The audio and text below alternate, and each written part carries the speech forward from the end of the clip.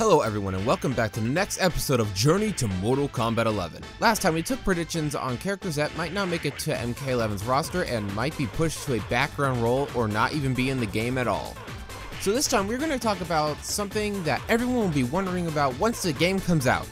Who will be added into the game as DLC? Now I'm going to have to say this again, this is all just a prediction, so I don't know if these will actually happen. And I will do a proper DLC predictions video once the game comes out, and we know who is in the final roster in the game.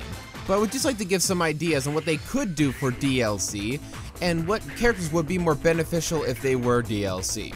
And we are not going to talk about guest characters here, as I already did that in a video talking purely about guest characters. So if you want to hear about guest characters spawn, you can gladly go and watch that video too. But for this video, we're only going to talk about DLC characters that are Mortal Kombat characters. I also think there will be a total of 12 DLC characters, that is including 3 or 4 guest characters. MK9 had 4 DLC characters, Injustice 1 had 6, MKX had 8 or 11 if you count all of Triborg's variations, and Injustice 2 had 9 or 12 if you count each individual Ninja Turtle.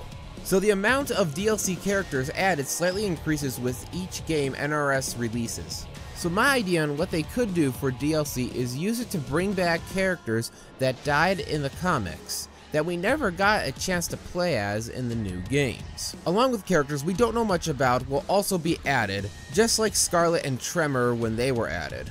I say that dead characters should be added because the DLC does not have to be canon characters. I mean, Goro being a pre-order bonus for MKX is the best example I can give, seeing he lost his arms in the comics. I'm also not saying that people who died in MK9 or MKX should be DLC like Noob Saibot or Melina, because honestly I think people would get pissed off if they were to be added in that way. If they were going to be in the game, they should be in the base game. So some characters I see that might become DLC are Draman, Nitara, Taven, and Dagon. Could be added if they aren't going to be in the main roster already. Even Chameleon, the male or female variations, would have a high possibility of being added in as DLC, as NetherRealm Studios has been putting in characters we don't know much about, just like when they added Tremor or Scarlet.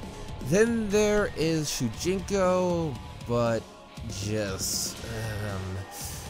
I will say right now, I actually hate Shujinko more than I dislike Boraicho, so I hope he isn't in the game as DLC, but he probably will be in as DLC.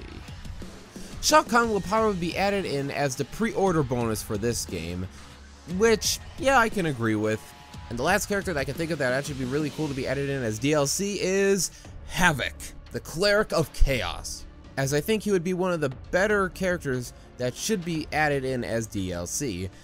I think his fatalities and brutalities, and hell, his moveset overall, would be pretty interesting to see. But those are just some ideas for characters that should be DLC that were in the comics and that have died.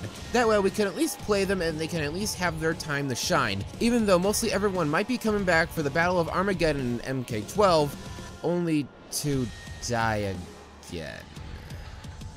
And again, I will make an updated video on predictions for the DLC characters once we know who is in the main roster. Anyways, thank you all so much for watching. Please subscribe and hit that notification bell for more, and share this video as that helps the channel grow. Follow me on Twitter at MIKombat for more updates on future videos. And next time on the Journey to Mortal Kombat 11, I will talk about...